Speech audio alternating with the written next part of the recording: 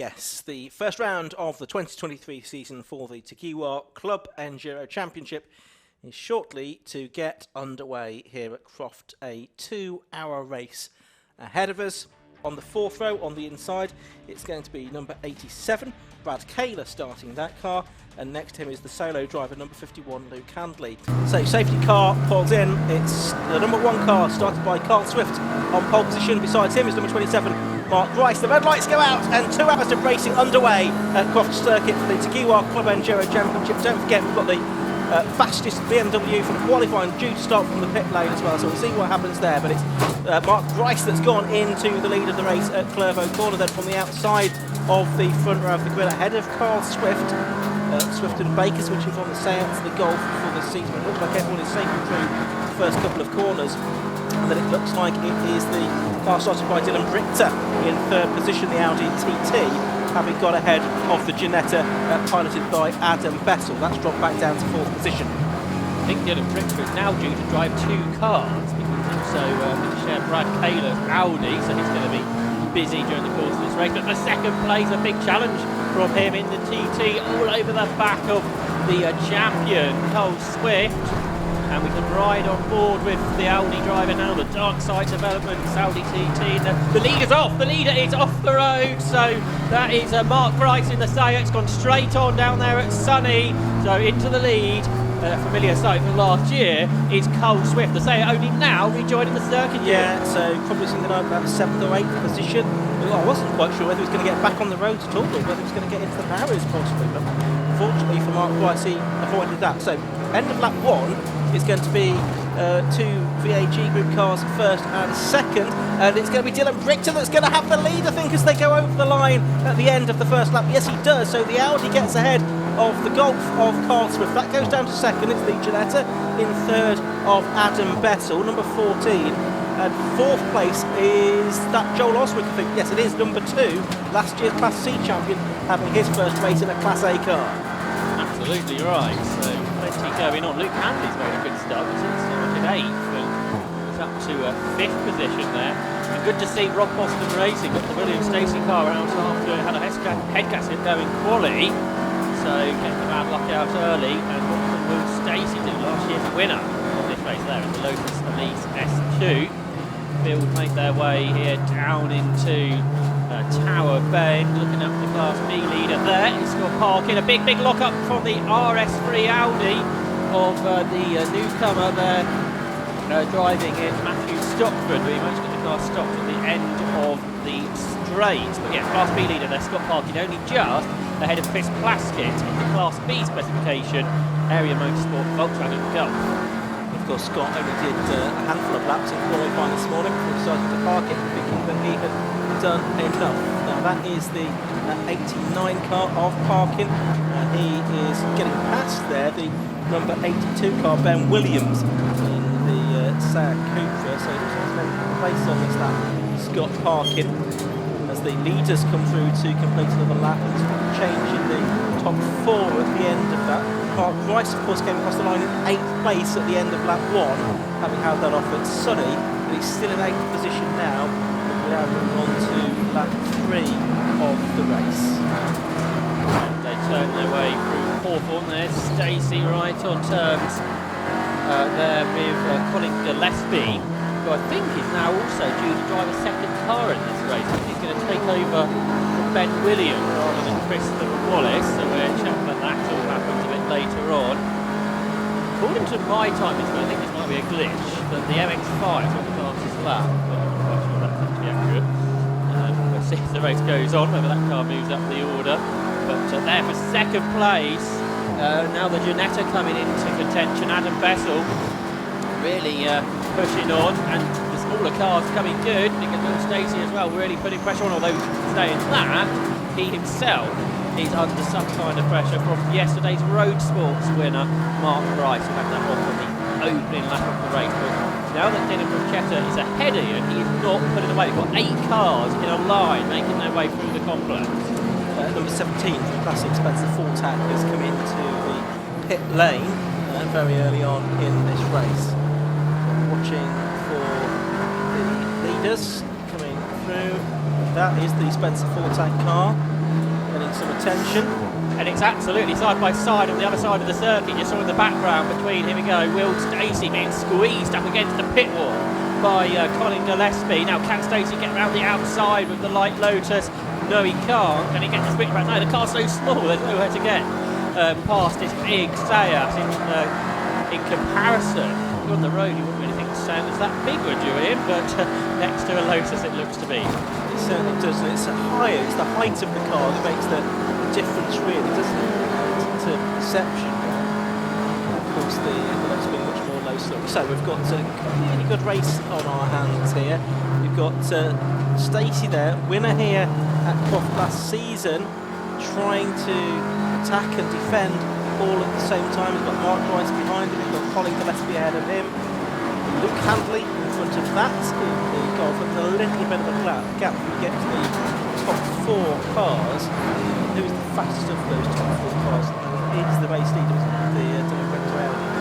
Only slightly though, and I wonder if Adam Bessel can find a way past Cole Swift, whether the Canetta can go any quicker. It's got a big slide on there through the complex. Certainly Pachetta not getting away here from the lead from Cole Swift in P2. It's out the hairpin, that's where the LGTT gained the lead, and that's where he seems to just be able to pull clear from the pack. How's James Collins getting on from his pit lane start? Well, he's got himself into the top 25 now as he works his way through the order, and this is the race leader's view. Yeah, that's right, and that's the car just heading around Orford. Now already there's going to be some traffic to deal with before too much longer in the form of Vytautas Pipiras in the Lithuanian coloured Honda Civic. Honda Civic, just a bit further up the road. But the first 4 seem to have settled down somewhat. Not the case in the next 4, because Mark Bryce, after that off halfway around the opening lap, is desperate to try and make amends for that, isn't he? And recover some places. He's not yet been able to do so. Still there in 8th position. Cars file through Jim Clark S's for the 5th time. Croft down into the sunny. This is where the Seat of Rice looks like he can challenge, but never can.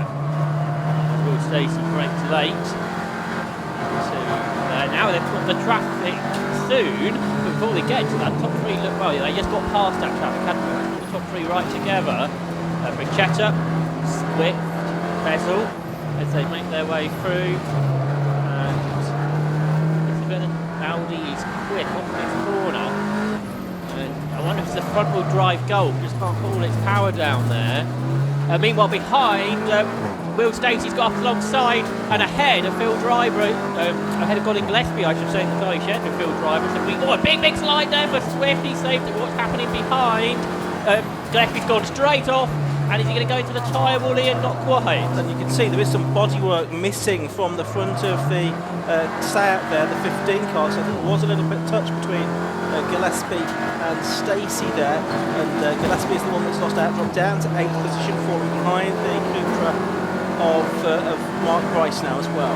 Will Stacey had his hand out the cockpit there, so there was a touch. Is there a problem there with the Lotus as well? I'm just seeing if there's any evidence of a touch on the back of that car. He's immediately gone to Luke Handley, isn't he? So I think there's lots of pace in that car. He's going to get clear road ahead of Will Stacey at some point, so we'll see if he can unlock that pace. And potentially, then Luke Handley, the Class B champion for the last 3 years, having his first go in the Class A spec car, same car, just a bigger turbo, more power. The top class therefore.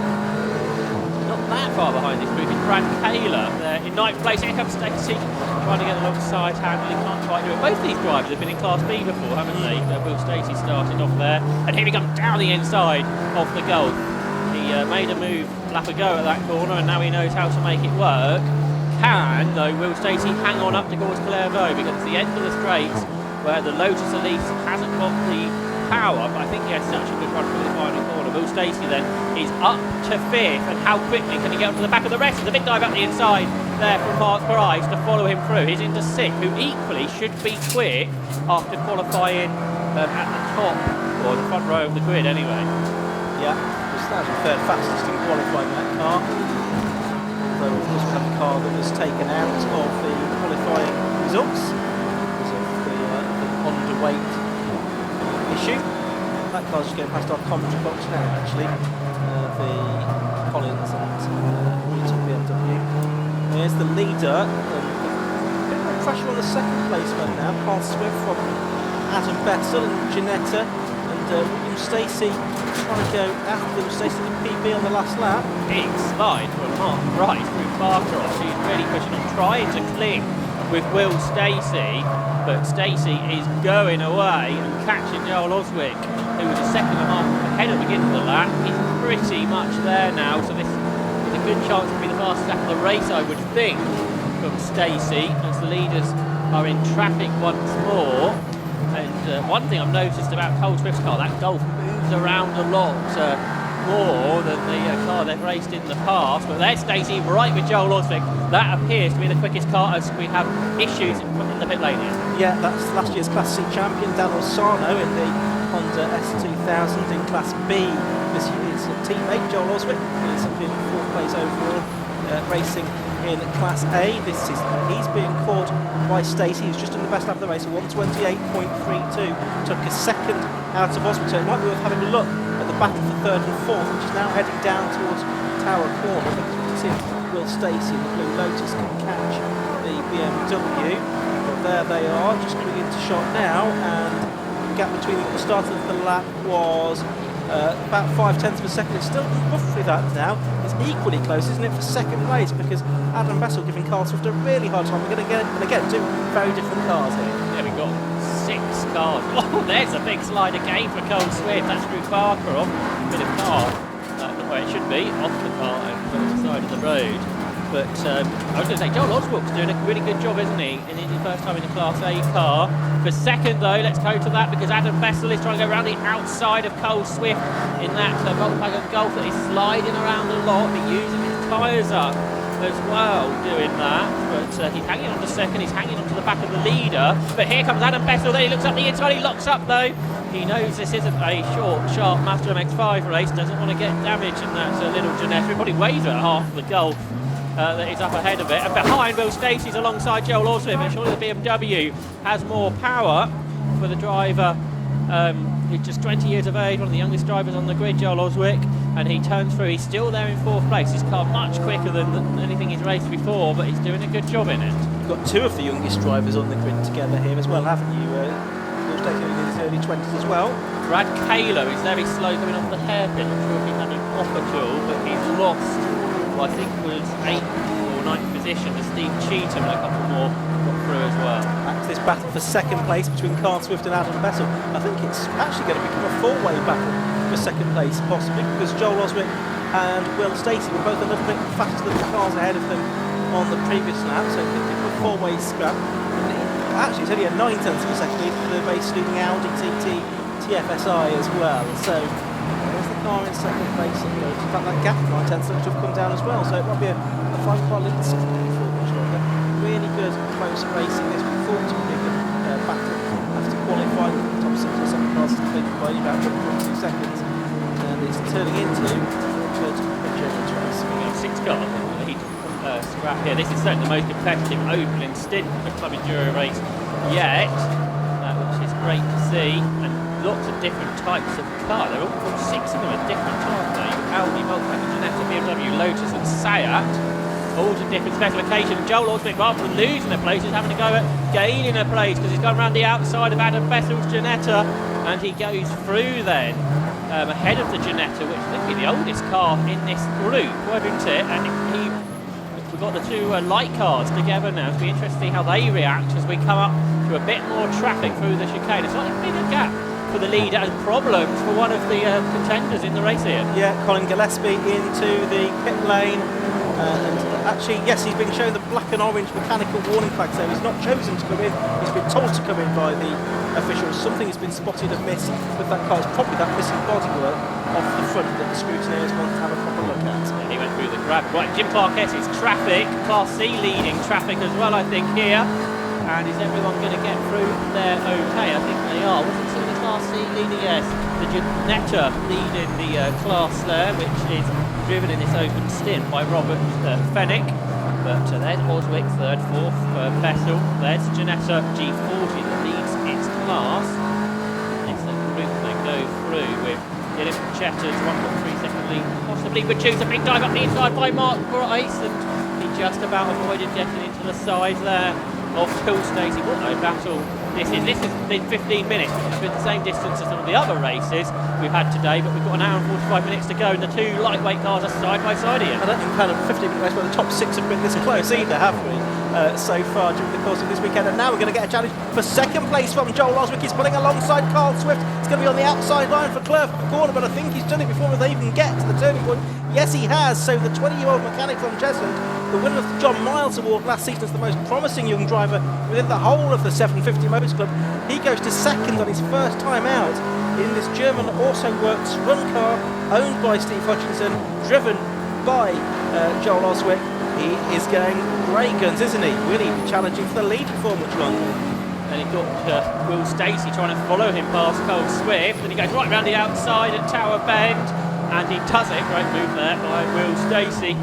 Then to get to that position, so it's Brunchetta from now Oswick, Stacey, the sideways Swift, then Bessel and Rice, 2.6 seconds separated the six of them. And look up for the Ginetta there of Adam Bessel, but he stopped.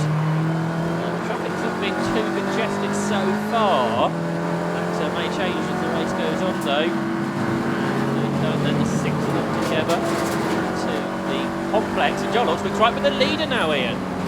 Certainly is. And he's obviously been thinking very carefully about this. He's not gone right at it from the off. Look how out of shape he's there. He's going to lose out. He's lost the position to Will Stacey there, but I think he's going to get it right back again because he's so much faster in a straight line than seemingly anybody else out there today.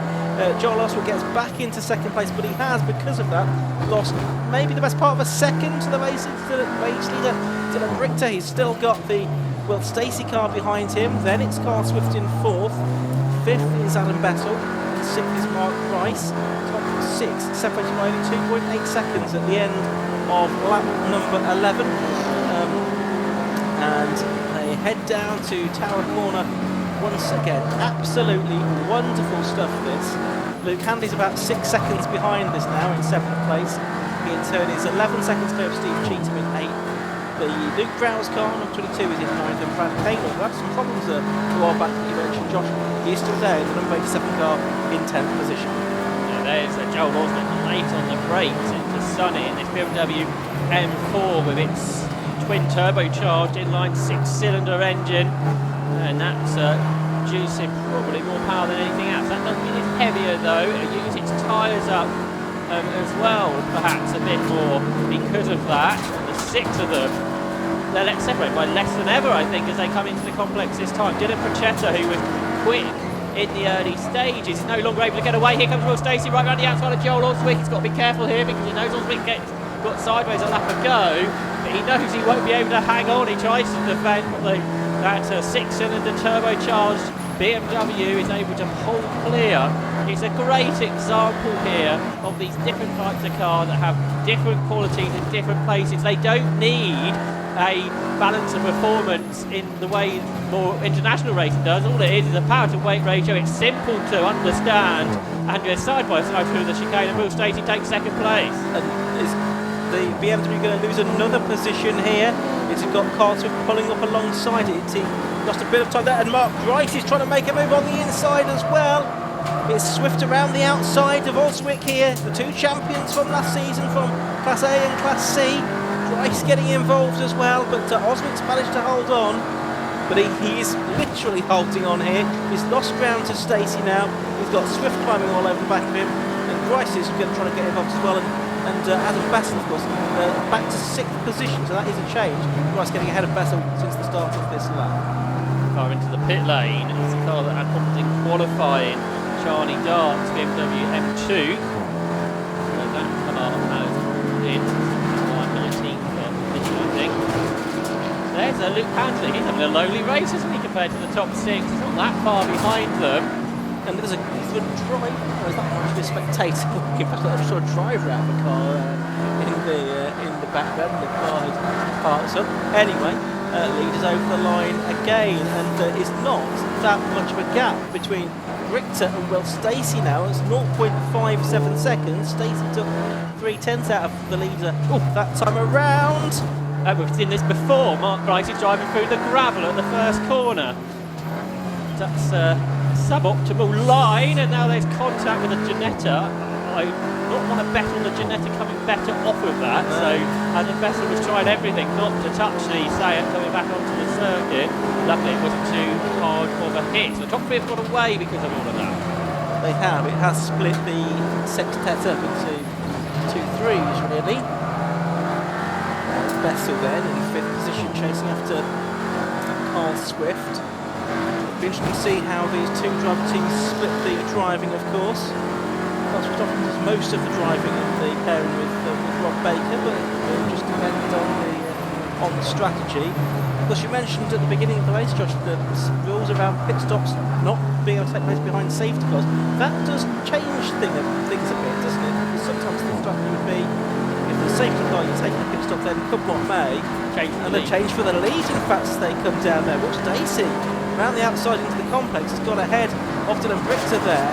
So, Will Stacey, last year's winner, he was 7th in the early stages of this race, up into the lead of it. That's an excellent effort from him. But yes, remember he started 11th as well, Will Stacey. Now he's ahead. Will he be able to pull clear? We have seen him go over a second faster than anybody else in this race. Adam the 4th, Adam Bessel trying to get ahead of Cole Swift. That's not coming to anything as it stands. The Golf looks like a bit difficult to drive. It slides around a lot. Obviously still the very early development phases, but then there are a few other cars out there that, like Joel Osmick's BMW, again that's been a bit sideways. It hasn't done much racing, but then there are other cars like the Seat, that's obviously fully developed. To its full potential as well, but cars come through the gravel a few times. there is the 71 car that we're seeing, the MX-5. That's Ben Short in that car at the moment. That's MX-5 Mark 1 of the multiple MX-5 Cup champion. He is in 21st position at the moment within that Class B car. As off has got Adam Bessel in the Ginetta at Sunny. Back onto the circuit now. Got a problem with the hairpin because the car stopped on the apex of the corner. It's the BMW 1 Series of Andy Roby, so we've got another wave of yellow flags down here. We'll probably pick on that as the leaders go past that slower car. Look to the left, and there's the BMW stopped on the circuit. And the safety car's coming out.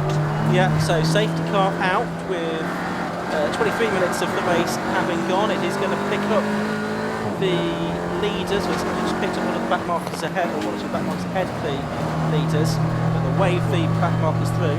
With one back marker between the safety car and the leader, and there's a safety, as you see in front of the car on board with here, there is a back marker between Stacey and the pack, which could be important on the restart. It could certainly be important. So that's the nature of things that you get in this racing. It feels like we just spoke about safety cars, and then the safety car came out. Yeah. Well, and it is interesting because of course they wouldn't be able to take a pit stop yet anyway, but we're 30 minutes into the race. Oh, and the car's got back going now. So probably one of these one-lap safety car jobbies. And Andy Roby's not pitting, so he must have been working on the electronics there. Control Alt Delete a few times perhaps, and then eventually it came into line. So are we going to try and get the whole pack behind the safety car before we restart? Well, first we're going to have to get the recovery unit back off the road. It's a bit set off. I imagine that will turn off onto the short circuit link. That's in this queue. You see the orange flashing light heading down towards now this shot, heading down towards the tower corner. Let's just give a rundown on the order then. 48 Will Stacey it is that is leading this race. In second place it's the number 6 car, that's Dylan Richter and Dan Sylvester. Third is number 2 Joel Oswick. In fourth place is number 1 Carl Swift and Rob Baker.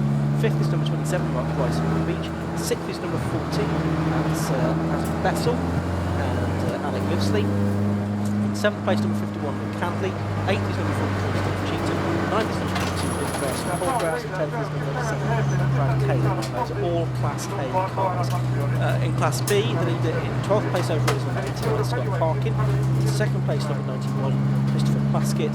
And a long way back in third place is the Chris Webster G40. In Class C, the leader is number 10, that's the Rob Fenwick Andrew Shepherd G40. In second place, David Lawrence, Rudolph Civic car, and then it's James Johnson in Portrait, number 23 in 27th position.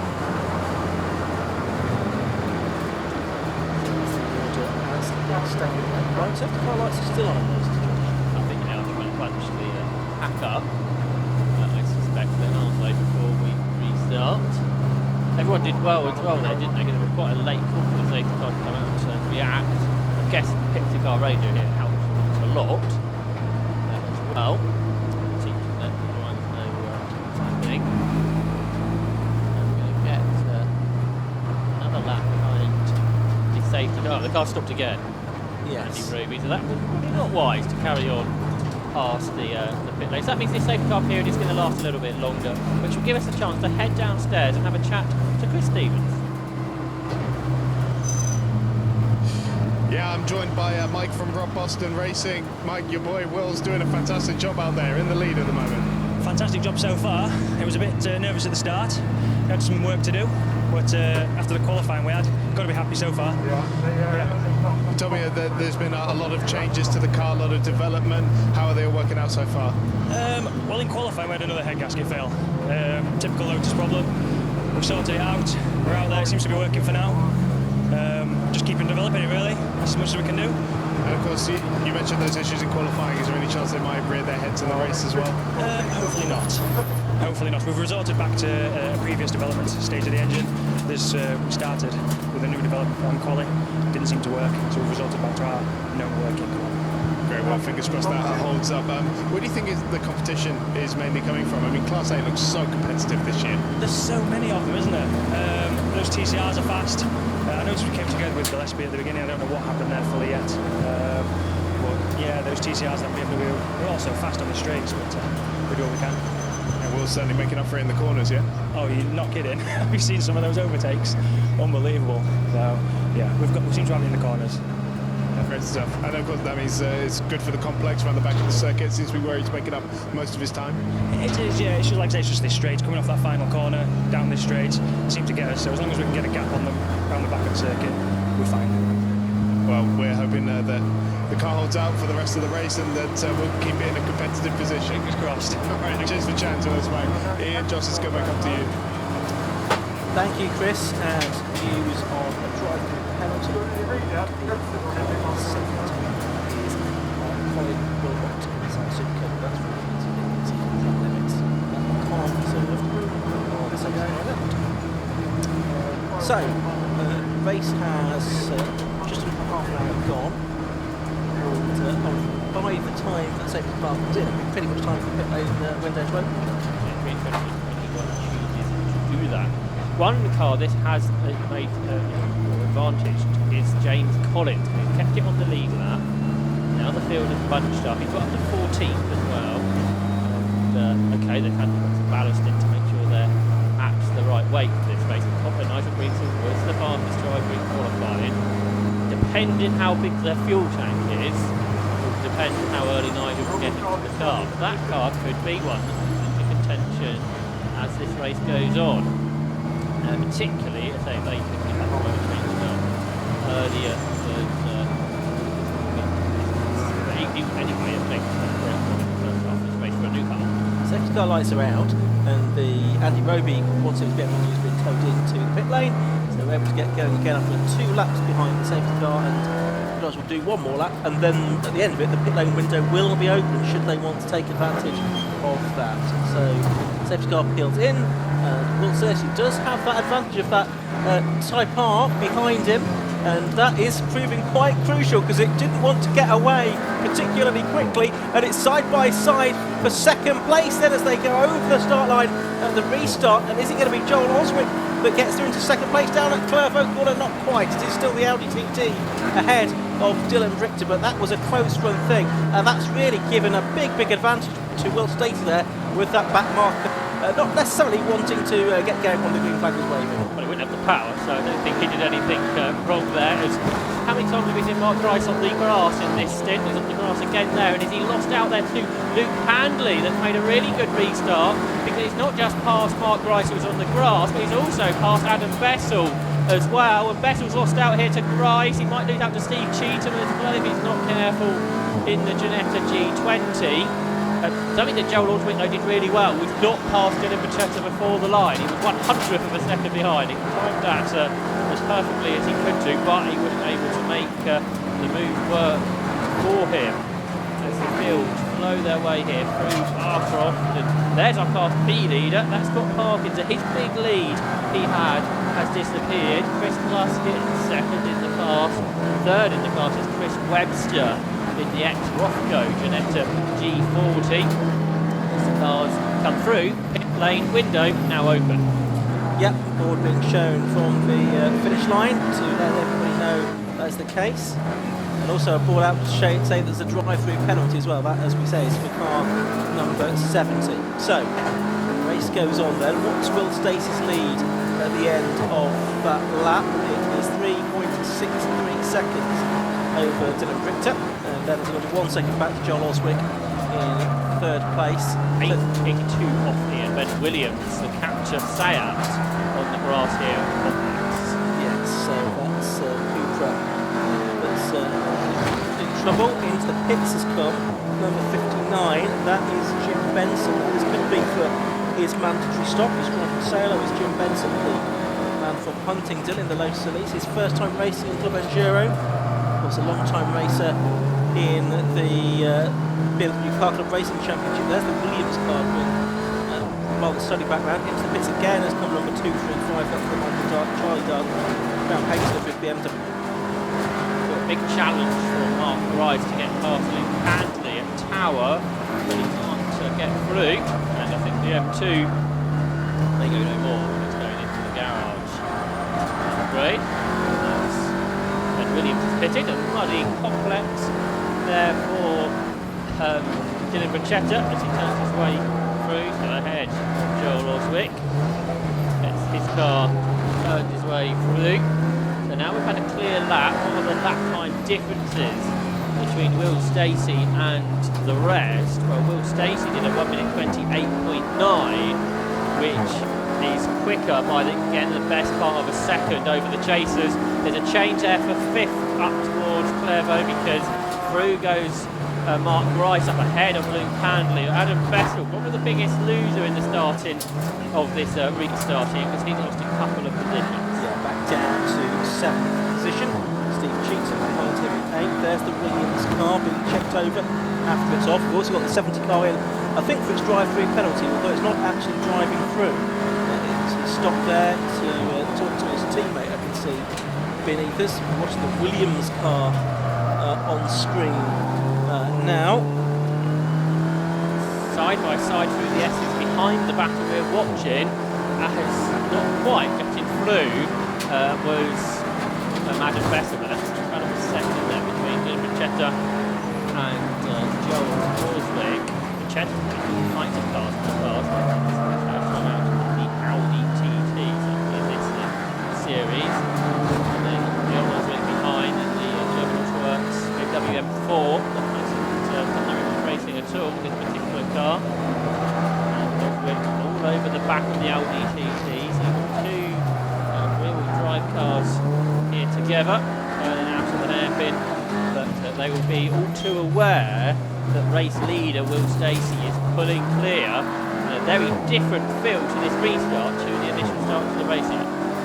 Yeah, that's right. It was very intense, wasn't it? With those sort of 8 cars going at it initially, but things have become a little more spread now. You can see also that Scott Parkin has got a Class A car hit between himself and Chris Plaskett. Now that's actually the James Polisar's Nigel Ringsell car that's between the two of them. 12th place lead now. Mark Grice has just become the second person joining Will Stacey in the 128s. So Mark Rice, who's had an eventful stint, been on the grass at least 3 times and through the gravel, but he is the second quickest car out there.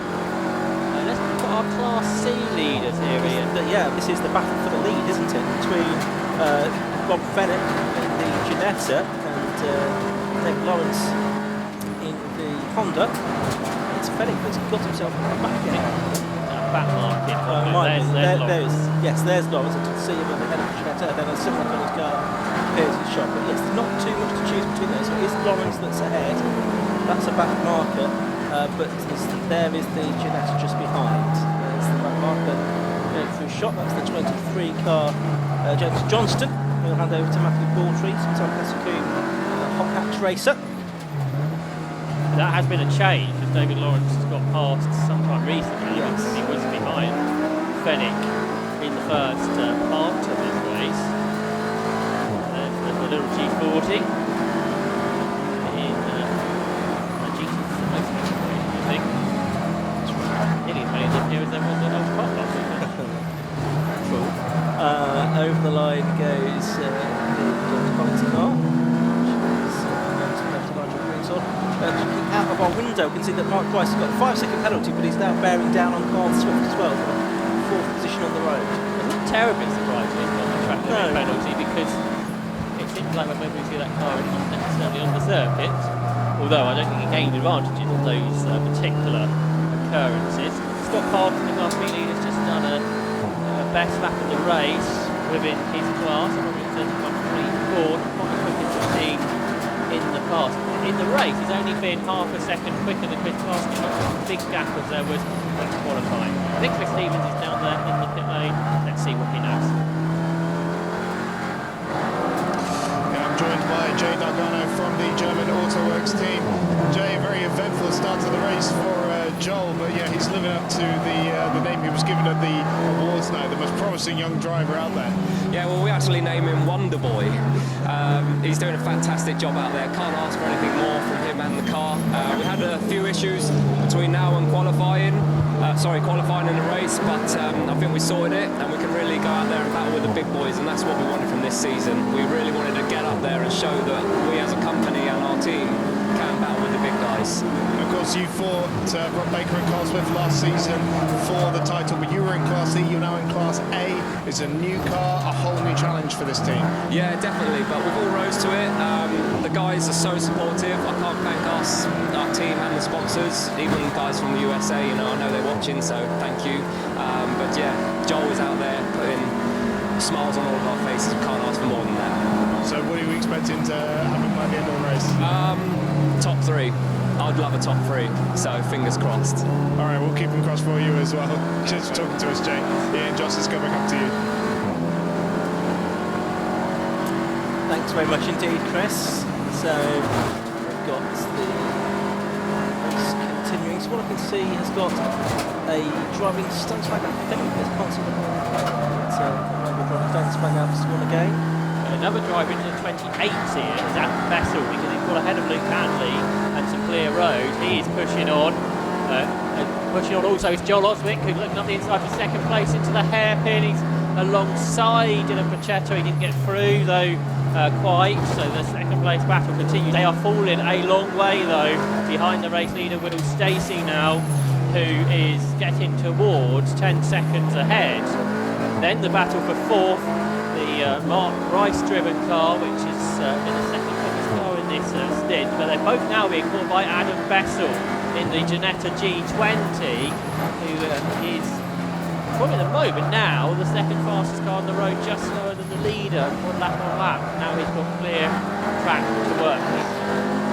So there is Carl Swift in 4th position, car number 1. He's being chased down by Mark Rice, number 27. Rice with that 5-second penalty that he has incurred for exceeding track limits. Bessel and the Ginetta chasing after them. Of course, it's a turnaround from yesterday, isn't it? Because it was the Golf drivers who got the penalty for track limits. Today, it's Mark Rice. Mark Rice and Will Beach got the vote to win yesterday because of that penalty for Baker and Cole Swift. I saw there was a little bit of banter on Facebook where Area Motorsport sent a note saying you needed a time penalty for a TCR car being a road car. But they're both built to the same power to weight regulations. They make their lap times very differently. It does appear though in that Volkswagen Golf at this stage the current setup on it with not very much development is quite difficult to drive. It slides around a lot, but Cole Swift and Rob Baker drive very well. Adam Bessel was 2 seconds behind these two. Now he's challenging them. He's on the inside of Mark Rice heading up towards Clervaux Corner. The Ginetta, is it still on the inside? I don't think Adam Bessel fancies his chances too much to alongside the Seat, because he knows if the Seat turns in like it did there, the Ginetta will be in big trouble. Yeah, so Bassel deciding that especially the better part of Ballard there, because with this one car through the gravel trap at Clervaux though. He's come out of it with the other side though, so that's good news for the car beach down there. Try and work out who that was in was that I think it's the Brad Taylor car, was it not? Yes, it was. It was off through the gravel trap there from 9th position. I think he's held on to that place though. I suspect Adam Bessel is learning a lot here, racing against different cars. I think probably for the first time, or this instance, where Will Stacey's had a season or two now, hasn't he? Learning how to get a car that hasn't got much online speed, but a lot more corner speed through. And that's what Adam Bessel is learning during the course of the last 40 minutes. Will Stacey's lead has been steadily increasing over the last 10 minutes or so since the safety car went in. It's now 9 seconds or so over the Audi, which has got his hands full really. Joel Oswick, and not too far behind that. We've got the next trio battling. Those are the 3 in shot now. Those for watching on the live stream. The dark BMW, by the way, is back out into the race by the looks of it. That's work done on it in the garage.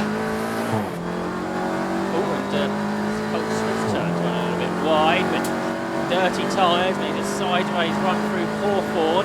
He's able to keep ahead of Mark Rice. They flick right and left and then power their way up towards Tower Court. Good exit there for Cole Swift. And the Bessel gets close to back to Cupra, which then doesn't have top end speed of the cars ahead. That car's going really well. It's the Ginetta G20. Lots of development since that car originally was built. Quite some time ago. Yeah, that's right. There's Joyce heading through in 5th position on the road at the moment. Turning their way through Sunny, back down towards the complex. And looking ahead is the race leader, Will Stacey. Getting into the middle third of the race now, so it's going to be a prime opportunity for pit stops. The 70 car is back in, and this time it is looking like it's for its mandatory stop, because the you can see a climate change there, possibly, or possibly not. The second driver's not yet got his helmet on. There's the 76 car, Michael Downey. He's been a big supporter of the Tiguan Club Enduro Championship pretty much since it started. His orange Porsche Boxster there, and he's just ahead there of another Class B car. That's Ben Short in the Mazda MX-5. The 2 Class C leaders are side by side, heading up towards Tower Corner, because Robert Fennick's got the Ginetta back ahead of David Lawrence, I think. There we can see them on the screen now. A much smaller Ginetta G40 back ahead of the Honda Civic. The battle for 20th overall, but more importantly the Class C lead. Yeah, you can see that on screen now. So Fennick there, the black Ginetta ahead of the red Civic FN2. And what's gone on there? Oh, Steve Cheatham's pulled off in his Porsche. He was in 8th position, number 43, the Porsche 924 champion from Manchester. Yeah, he's pulled off into the old pit lane exit. Class C lead battle now, getting lapped by that group of cars from second onwards, so that's going to be an interesting moment, I would imagine, for Fennick and Lawrence as they work their way here up into the hairpin of Fennick. The right with the Buckinghamshire, about to be lapped by Dylan Brachetta's Audi. You can see the extra power of these Class A cars, and being lapped is obviously a skill as well as getting lapped, and it seems like Rob Fennick is dealing with it better at the moment. He's pulling clear of David Lawrence then as the cars dive up the inside of him. Mercy Swift, then Grice, and then Vessel is up over the curves through Hawthorne corner. But we've just had a new fastest lap of the race by the race leader Will Stacey, a 1 minute 28.25 to extend his lead out to 12 seconds over the continuing battle for second position between Dylan Pachetta and between Joel Oswick, as now the next group of cars make their way up ahead of the next G40 of Rob Fennick. It looked like quite close to the side of Adam Bessel's car there, the two Genettas. They make their way through another lap of the race. Yep, so there's the GT5. DQ's back going again, by the way. Just been lapped by the leader. It looked like the car was being pushed behind, behind the barrier. Been able to sort of come out in the cockpit. Here's the battle for second place. Joel Oswick's seen a lot of the back of the Audi TT over the last few laps. Ian, we've not found a way through as of yet. Can't. To the line they come, and over it they now go. The gap between those two cars is about 0.6 of a second as things stand between Wichita and Oswick, who's got a 5-second penalty now for exceeding track limits. So Joel Oswick picking up a 5-second penalty for track limits infringements. I'm afraid hard to know where that's going to leave at the end of the race, with still an hour and a quarter left to go. If it remains at 5 seconds, that's something we can deal with. If it starts getting worse, we've already seen a drive-through penalty for such an infringement, and that will happen if Joel Oswick were to continue to do track limits. We've missed Ben Short in the MX5 Cup races. It's his turn now, rather than running a car in to drive it. Yeah, absolutely. He's driving pretty well there. He's having a good race in 16th overall, I think that is. He is at the moment, going pretty well. And the Mark 1 MX5 is a Class B specification for the purposes. Tim is the number 76 car of Michael Dowling, who is a lap behind, according to the screens. Yeah, I guess where the safety car came in, that would split some of the Class B cars up, so I'm sure they're going to land on the Porsche. Steve Cheatham was flashing his lights as he came across the line that time, so I thought there was some kind of signal to the team as he went past, I'm not quite sure. Watching the cars go past, 4th, 5th and 6th, still right together, Swift, Grice and Bessel. There's quite a gap back now to Luke Handley in 7th place. Brad Kaler in 8th place, just going through there in the Audi as well. Next car through is the orange BMW. That is the Matthew Hampson car that is in 9th position, and then the top 10, the green BMW, just going through a shot of Luke Prowse. Someone that's doing a decent job here is Matthew Stockton in his first race. I didn't qualify very well at all. In 20th, he's got the Audi RS3 up to 13th position, and is improving. So that's one that's improving up the order. You can see just behind the BMW there is the Class B leader, who's now up to 11th position, Scott Parkin in the Volkswagen Golf TDI. Has made a 12-second gap over Chris Glaskin's Volkswagen Golf GTI. Then third in Class B is Chris Webster. 4th, I think the last car of the Class B lead lap is Ben Short. And there is Scott Parkin, the Class leader. Yeah, the man behind Darkside Developments. Going well, and we're on board with him now. Up to the right-hander. Sonny. Back down towards the complex, the spectator banks on the left-hand side of the circuit.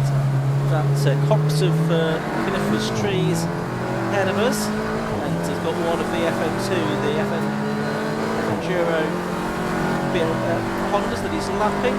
He's not too far away from the back of the 10th place car now, of Luke Drowse, is he? So he's catching, he's sort of lapping in very similar lap times to Luke. Starting at 130.45, parking at 131.4. Problem for Joel Oswick, the BMW M4 that was in third position is slowing on the run up towards the Jim Clark S's. There it is, it's already lost third, fourth and fifth positions. And Joel Oswick will be bound for the pit lane, I suspect. Yeah, that's a great shame, isn't it, for Joel, who was showing such pace on his first race in this Steve Hutchinson-owned car. See if there's anything he can do to get him back out for the rest of the race. Some kind of pace, but I think the hopes of the top 3 finish, the team are hoping for, they are diminishing. It has to be said. He's heading into the complex now. Is he going to head for the pits? It doesn't sound particularly One good point of view for that team is we are in the pit window. Yes. So if that car can be fixed in 3 minutes, they might not lose as much time as they otherwise would do, but it is the problem larger than that. That's obviously the thing that Stevens will be finding out down there in the pit lane. There is Joel Oswick. He seems to go straight into the cockpit. They are prepared with the fuel. Joel gets out of the car because of course you can't have a driver in the car while it's being refueled. So that will be done first. Nothing else can happen while it's refueling. And then they will work out what to do next. The other option here is, obviously this is a new car, it's a problem if this is the case, but was it running out of fuel? Was it getting fuel surge? That is a problem.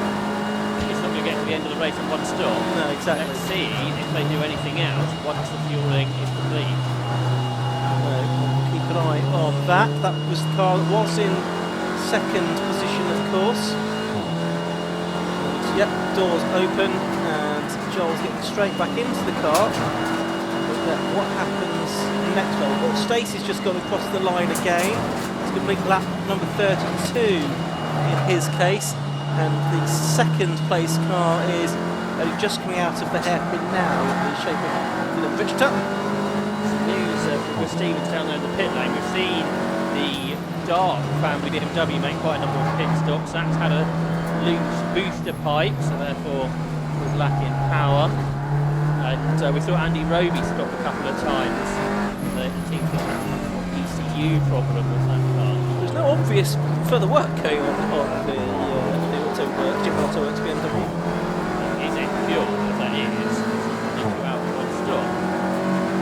Assuming the fuel up to the start, you would do. So we'll see where he comes out in on all of this. The race continues though. There's one 3-minute pit stop that has to be made during the course of the race. Can't make the last 15 minutes of the race either. So we've got about 50 of this to make our stops. Busy third place battle with a couple of cars to lap there, and Oswick worked that really well. Price therefore has to follow Ben Shaw through the Sunny complex and then move to the left-hand side of the circuit. That's the car raw power go through. The leader's in, the race leader is into the pits. On lap number 33, Will Stacey, number 48, into the pits. And he got a good lead of 15 seconds when he came in. See him heading down the pit lane now. So that means Dylan Procetta retakes the lead for the race. There's the Team Dynamics Audi LRS3 by Stockford in this opening stint. We'll hand over to Honda 8. Alan James, did he have a problem for the leader here, Ian? Yeah, it's being pushed back up the pit lane now. Did he overshoot his slot? But that means it's going to be a longer stop than what may. Well yeah, because where the car stops in that car just weighs 730 kilograms, so a lot lighter. Joel Oswick's on his way. Will Stacey gets out. Yeah, because this, unlike most race series, is stationary time rather than pit in to pit out. Isn't it? That's a very good point you made there. It's not a particularly busy pit lane at the moment, so that's an interesting situation for a mixture pit box. Well, the team not prepared. Are there problems here? Wasn't it particularly slow in that corner, Stacey? Off has gone Adam Bessel in the Ginetta up at Sunny, and that car is on the grass between the current circuit and the old circuit, and that is in a relatively exposed position. And there's damage on Mark Bryce's front left corner. I'm not sure that's from earlier or if that is related. Into the pits now comes Machetta, because of course if you get into the pits before the safety car comes out, you will be able to do a 3-minute pit stop where nobody else will, and that is also why Mark Bryce is pitted. But the race champions from last year have not come in, so staying out is Cole Swift. They will be praying the safety car doesn't come out in the next 90 seconds. Yeah, we need to perhaps see what's going on with Adam Bessel, but in has come the leading Audi. The Bessel car is still there, stationary on the grass. You can see on the inset the pit stop going on for the Darkside Audi that was leading this race. I'll go out of the car while the refuelling takes place, of course, but we do still have that stationary Adam Bessel car up at Sunny. There we can see the Mark Bryce car. Look at that finish. There was a tyre problem here. They've got a new tyre ready, haven't they? And that's the side I think where the damage was. See Simon Chapman and his 750 Motor Operation rescue team coming to the rescue up there at Sunny. Now the marshals are there as well, so I think we can do this under local yellow flags. So great work there by the rescue team and the marshals at Sunny. Yes, they're going to get ready to take that left foot off, aren't they? Now the fueling is completed. To be fair, the Audi DT team are 2 in front tyre change as well, so perhaps this was part of the plan. Perhaps new front tyres if necessary. You can see how worn those are compared to the tyres that they're putting on, can't you? So it's taking quite a beating, the tyres, you can see. Obviously Mark Bryce has got out of the car. He's handed over to William Beach.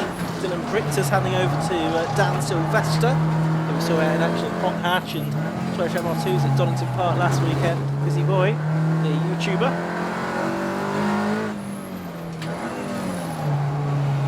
So a lot of activity going on in the pit lane at the moment. So it's Carl Swift that leads the race on the road at the moment. Luke Handling will be up to second, Josh. So Joel Oswick is reporting the car is down on power. They did wonder if it was low on fuel, but he's still reporting the same to his team. So some reason, lack of power for Joel Oswick's BMW M4, and he's back out on the circuit, but he is lapping significantly slower than what he was previously. We'll keep an eye on that one.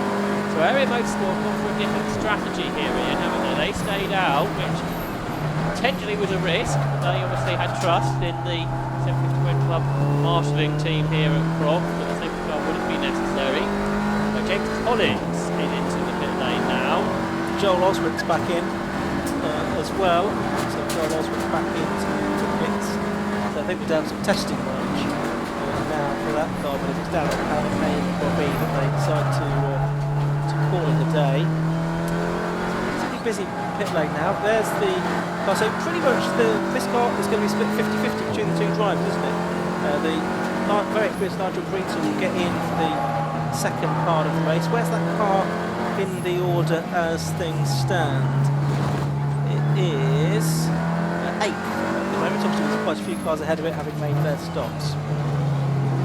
How will Stacey be doing the race?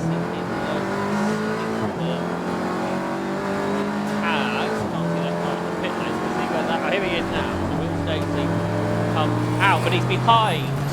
He is behind the 2 other stoppers.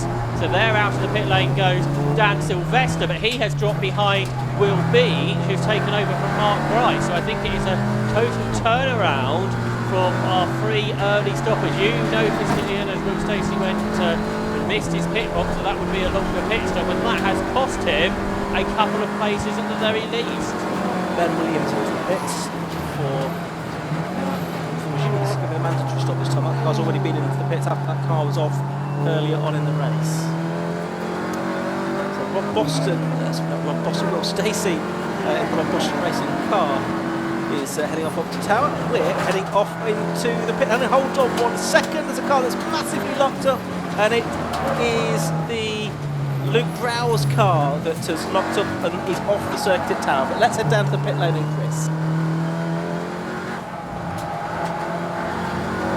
Well, having been a relatively quiet pit lane for the race up until this point, it's an absolute hive of activity in here now. There was very nearly a collision between your car, Grice, and the Darkside car as they were pushing theirs out just now. But you seem to have a very eventful first stint then.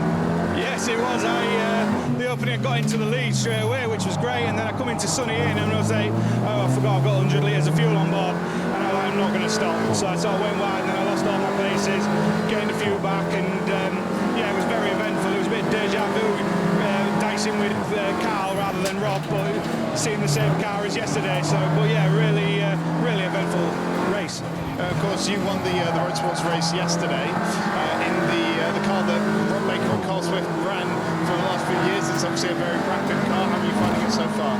Yeah, it's great. I mean, we haven't had much testing. We've had probably one dry test session coming up to this meeting. The Road Sports was the key one yesterday, but the car feels good. It just stays underneath you for all my stint. So, yeah, so I'm really happy with it.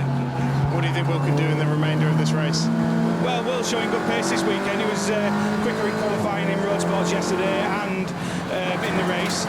So he's actually had a bit more pace on me this weekend, but I managed to get a lap in qualifying this morning, which was good. And so I'm hoping he's going to keep it up now, and it looks like we're going to get some safety cars. Yeah, it does look that way, doesn't it? Thanks for chatting to us, Mark. Thank you. Ian, Josh, let's go back up to you. Yes, we do indeed have the safety car out for the second time in this race. That is because the Luke Browns car is off at Tower Corner and needs to be recovered, and that's come just pretty much exactly halfway through this 2-hour race. That car, by the way, Luke Browns was going to have to serve a stop-go penalty anyway for an overtake under yellow flags. Importantly, neither of the area motorsport goals went into the pit before the safety car came out. I don't think anyone did actually, so it's not an particularly advantage for anyone at this stage, I don't think.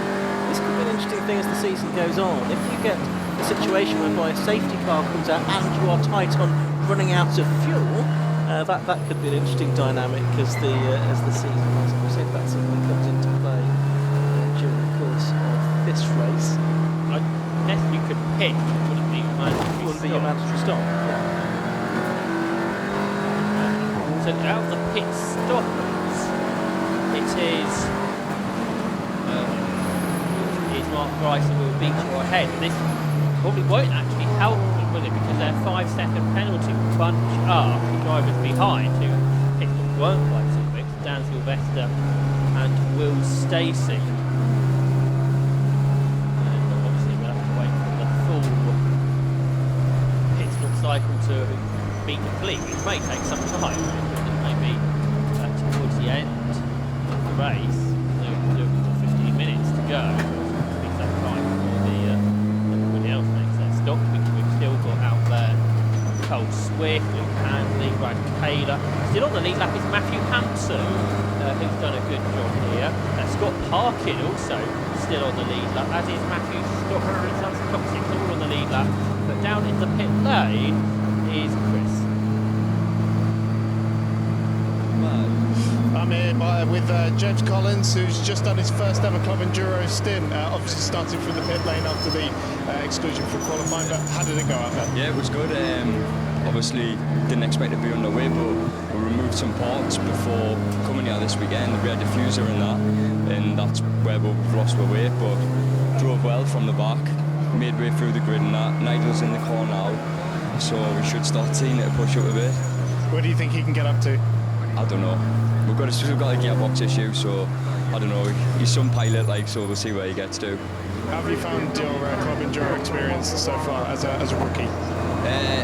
It's competitive, it's fast, there's some fast boys out there, but everyone's very courteous. Everyone gives you room and that, and it's not like Dodgems. Everyone's nice and friendly out there, so it's good, and we'll be back again. I was just going to ask, have we convinced you to stay for a season? Well, we've booked Spa. I think we're going to do Alton Park, maybe Anglesey. I need to speak to Johnny next week. He's currently on holiday, so enjoy your holiday anyway, John. All right, well, we hope to see you out many more times this year. Ian, Josh, back up to you. Thank you very much. Thanks, Chris. Still the Luke Brow's car has yet to be recovered. So safety cars don't have it. James Collins just mentioned Nigel Beasley car. They just missed out on getting ahead of Cole Swift and then coming to the back of the line. So in some ways that's not done anything. It could have worked really well for them. But as it stands, probably not ideal. So they're not a lap behind Mark Rice, the leading stopper, but they are the best part of a lap behind. So if they weren't, I think Nigel Briggs could have been in a very good position to bring that car forward. But instead, it's going to be a little bit more hard work for the Roadster. It could have been, but that's how it runs in these types of races. Let's give a quick rundown on the order. Not that it means too much at the moment. Some drivers have made their stops in the second part. So it's Rob Baker, Carl Swift leading the race, number 1. Second is 51 Camden. Third is 87 Rod Taylor. Fourth is 69 Hampson. Fifth is 89 on Class B leader Scott Parkin. In sixth place is number 78 Stopford. Seventh is the number 15 car Colin Gillespie. Eighth is the number 8 car, which is being driven by Webster. Ninth is number 71 Ben Short, and 10th is number 27 Mark Rice. Of course, having made the stop. So it's Parkin from Webster from Short in Class B. In Class C at the moment it's Rob Fennick still leading in the Ginetta G40 GT5 from David Lawrence in second place within that class, and third in Class C at the moment is Tortas Pipiras.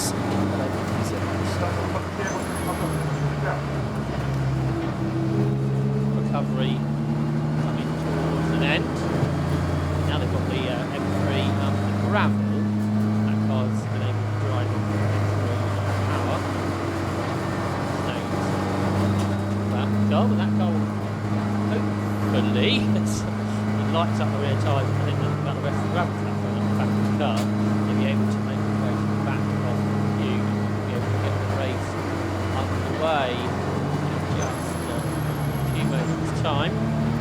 And of course what it means is that the pit lane activity can resume again, because I suspect it will, because right there's been a chunk of the race where teams will be wanting to make their pit stops and possibly looking harder than they have so far. It definitely changes things from how things worked previously, and I think it's a fairer way of doing it, because then you're more likely to split your driver time up more evenly.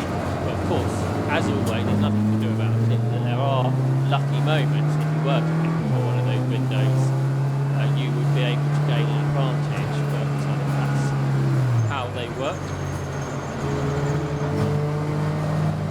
Right at towards the back of the group, we've got the two Class C leaders, that's 10 and 56. That's the Rob Fennick car, and also the David Lawrence car, which lets it on the 15th and 16th overall where they are, as you can see, going past the shot now.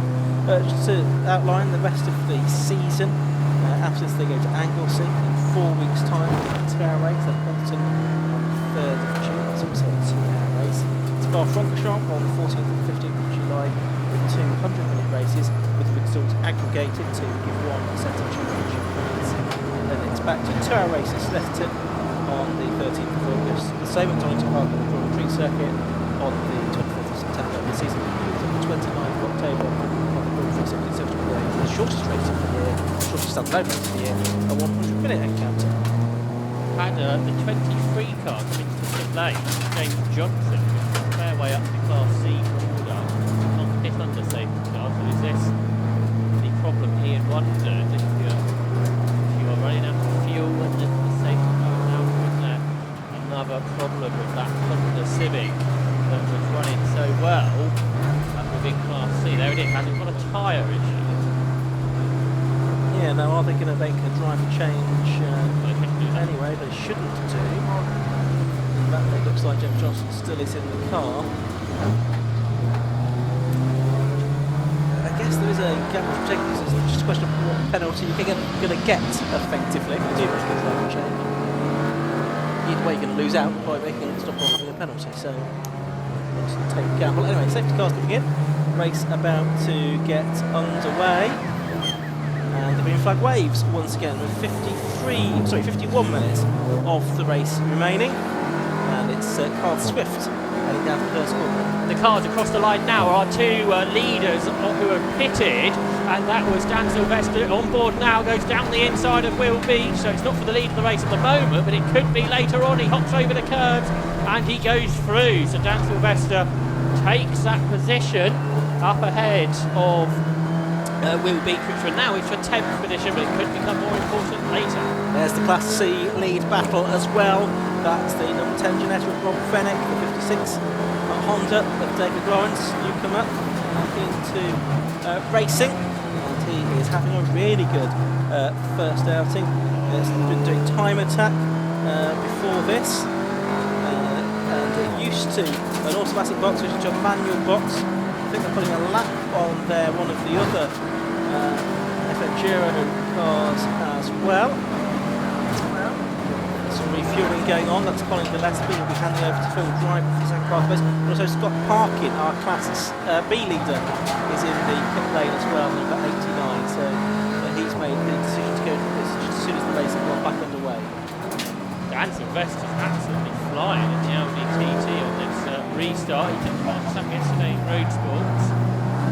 So he knows he needs to get on with this because not that far behind is Will Stacey, who's been so quick over the course of this. And his teammate, Dan Sylvester's teammate, Darkside Development, the Audi RS3, is trying to hold Will Stacey off at the moment and keep him at bay. But on that lap, Sylvester does the fastest lap of the race, so 1:27.70 for the Audi TT TFSI.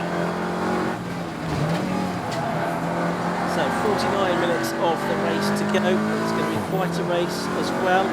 Keep an eye on what Nigel Grinsall is doing as well in the number 40 car. Well, that car's just from its personal best lap of the race, it's going to get 30 dead. But still, that's 2.3 seconds outside what Dan Sylvester has just achieved. I'm sure this will come from Nigel Grinsall as well. Class C leader into the pit lane. Rob Fennick over to Andrew Shepherd. That's now driving race A. Those more time going. Yeah, that's the Scott Parkin car. It's having the work done on the right front at the moment. That car's going to go back out into the race. But moving into the complex, the race leader, Carl Swift, being chased by Nigel Grinsall, albeit they're on different laps at the moment. The car showing us 3 laps behind on the sort of screen here. If you are changing tyres, you'd think you'd want to pit halfway through the race, really, to get the best out of the new tyres, wouldn't you? Whereas Carl Swift is staying out, do they change tyres or not? Because the further you into the race, surely less advantage you're going to get newer tyres. I think so. 69 is into the pits. That's Matthew Hampson coming in to hand over to Andy Schultz for the second half race. Andy generally the quicker driver of that pairing, so we'll see if he can get the car further forward. It's 4th going into the pit stops. Driving there, Andy Schultz has lap records here.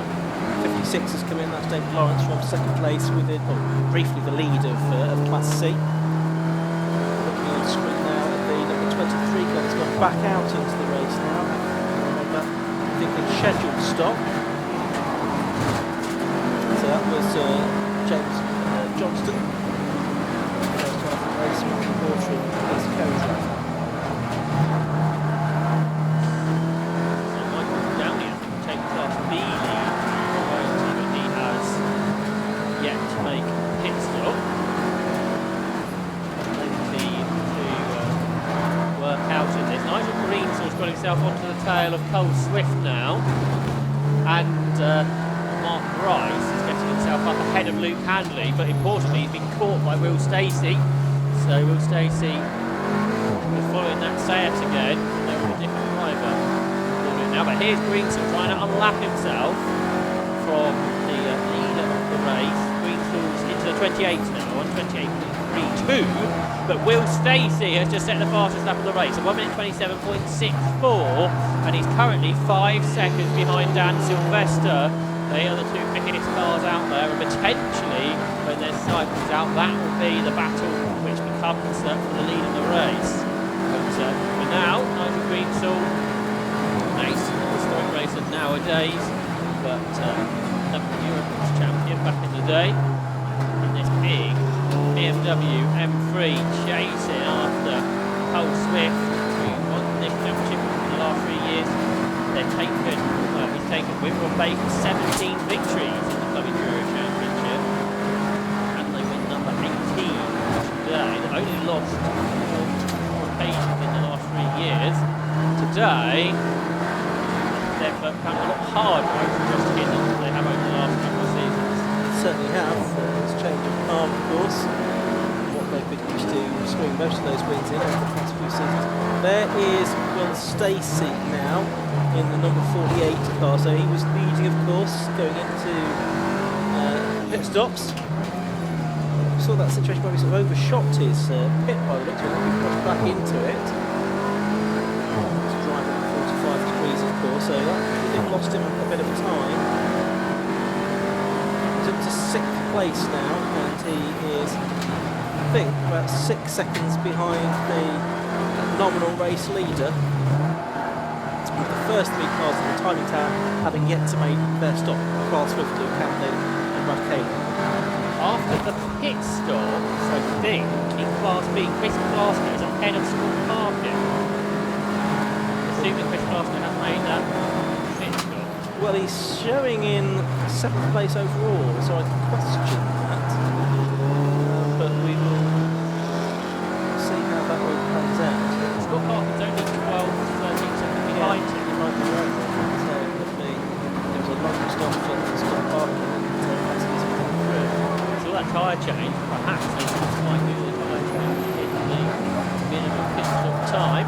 So feeling a bit like the start of the race again here into the complex with 4 of the top Class A cars all together.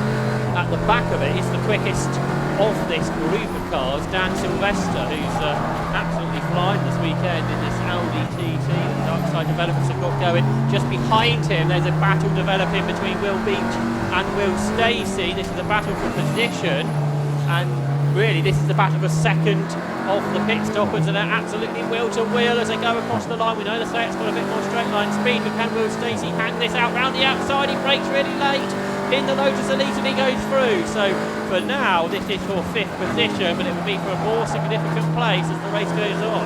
certainly will be. So that's Will Stacey up to P5 ahead of Will Beach. So Scott Parkin clear Michael Downey as well within Class B as well. Still that damage on the front of the Bryce and Beach Cupra by Will Beach, of course. Just a bit of trim hanging off really. So now we've got to see whether Will Stacey can catch Dan Sylvester in the number 6 car. Well, last time through, essentially 128.61, Sylvester 128.48, so very similar lap times. Down coming into the pits, number 76 to serve his stop, as is the 17 car Spencer Fulton, who's been a couple of times during the course of this race. There is on screen though, for those watching on the live stream, 48 Will Stacey. He is doing his best on a bit of clear track to chase after the Dan Sylvester car that is effectively the lead of this race. But let's head down to the pit lane now and find out some more from Chris Stevens. I'm joined by Ben Shaw. Ben, it feels strange to have had X5s out this weekend, and yet I haven't spoken to you at all. How's it going? Yeah, it's going well, thank you. We are only going to do, or myself, sorry, is only going to do a couple of the MX5 rounds this year. We've also been really committed to that over the past 5 or 8 years, and we're looking to do a couple of slightly different things this year, including Club Enduro. Yeah, so what inspired you to team up with Ben Hansey and to do Club Enduro?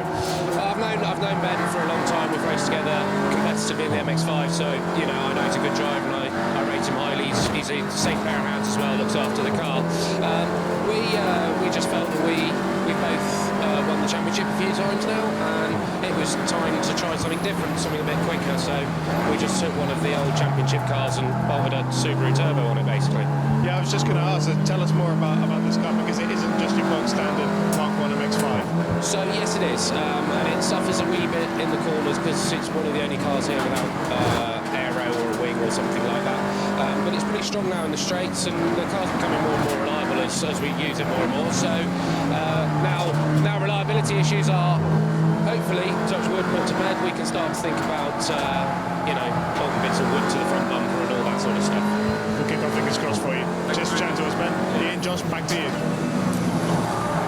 Thanks, Chris. Into the pits again has come car 69, so that's Andy Schultz back in. He'd only been out there for a few moments. Meanwhile, Will Stacey has eaten in a bit to the advantage of Dan Sylvester. The gap was down to 4.6 seconds. Just waiting for the screen to play. It's down to 2.7 seconds. So Will Stacey really on a charge now. Yeah, and that is partially because Dan Sylvester is stuck in traffic. The traffic being Joel Oswick and Cole Swift. So quick, but not quick enough that he can keep this gap to Will Stacey, but not slow enough that he can get past it. So, as I say, it's a bit like the beginning of the race all over again. There is the race leader, basically, Cole Swift, but there, number 6 is our leader in reality, Danny Sylvester, but there is the car chasing Will Stacey, who set another fastest lap of the race, a 1:27.20. We're on board with Sylvester now. He's quicker through the S's than Joel Oswick, whose BMW M4 is back up to speed. Through Barcroft, a big chunk of brake there for Oswick, before then braking much harder down into Sunny. But if you look in the mirror, you can see the Lotus Elise there. If you look to the top of your picture in the rearview mirror, you'll just make out the shape of a Lotus Elise, which is Will Stacey catching this Audi TT, and then you're going to have a really cracking battle, I think, between these two cars here. Well, we sort of saw these 4 cars together, more or less, didn't we, in the early part of the race, in a different order and on different laps, well, all on the same lap, but now on different laps. But effectively, this is the battle for the lead. We've got the race leading car, Carl Swift, pulling into the pit lane now, so that simplifies things a little bit. Just Joel Oswick ahead of him now. And as you say, that car which he was complaining of being under power does seem to be back up to some kind of speed now. There is Sylvester lapping Ben Hansey in that Subaru turbocharged RX-5. And then it is behind Oswick on the road. You've got Sylvester and then Will Stacey. So a real interesting look to this race at the moment. And after the 3-minute pit stop for Cole Swift handing over to Rob Baker, we get an idea where that car is in relation to these cars heading through Tower Corner now. Luke Handley will take over the lead of the race. Brad Kaler made his stop a few moments ago. Is he still in the pit stop still? Yes, he is. But he'll be back out shortly. It's getting busy. Here comes Stacey up the inside of Sylvester. This is for basically, we think, the lead of the race. And through Barcroft, are we going to see a Lotus ahead? Just about. So through goes Will Stacey in traffic there into Barcroft. A bold move. But now he's going to have that BMW M4 ahead. So probably he won't be able to pull away in. Wouldn't have thought so. It was, I think, the Paul Browers green BMW that they were just lapping. The Jim Clark S, I think Paul must have got in that car now to take over from Luke. So that battle down at the complex, it'd be great for Will Stacey if he can clear here the Joel Oswick BMW, but we've seen that car, when it's got its power, is quick in a straight line, but it's out of the corner comes Will Stacey. He's alongside the BMW, he's level pegging with it. The BMW, this is a car that's a few laps down, remember, is still there on the inside. Is it going to let Will Stacey go? Well, whether it does or not, Will Stacey goes through, and now he's got a car between himself and Dan Sylvester, who's in effectively second position. Yeah, Sylvester will be frustrated, won't he, that he hasn't been able to get past Oswick, whereas Stacey did it immediately, and the Browse car back out the pit lane is back off the road, I'm afraid. Paul Browse a bit smoky there through Hawthorne. Meanwhile, there's Stacey and Oswick and Sylvester, but can Area Motorsport get Rob Baker out ahead of this pack of cars? That could bring that car back into contention. There's Stacey, just behind Sylvester. Joel Oswick now 15 seconds of time penalties as exceeding the track limits again. It's pretty academic from the point of view of the physics down the 15th position. Okay, so into the complex comes Will Stacey and Danny Sylvester. Area Motorsports pit stop still ongoing. They need to get this car out of the pits. We'll just wait a moment for an interview with Christian Handel for 30 seconds just to see if Will Stacey does get out ahead of the area Gulf. I think he's going to. So Will Stacey A couple of times he's had to work his way through the order, but in reality he is the new race leader, with Danny Sylvester in second and Will Beach in third, and the Area Motorsport Golf, the pit stop still continuing. So as Dan Sylvester tries to chase back after Will Stacey, let's head down into the pit lane and catch up with Chris Stevens.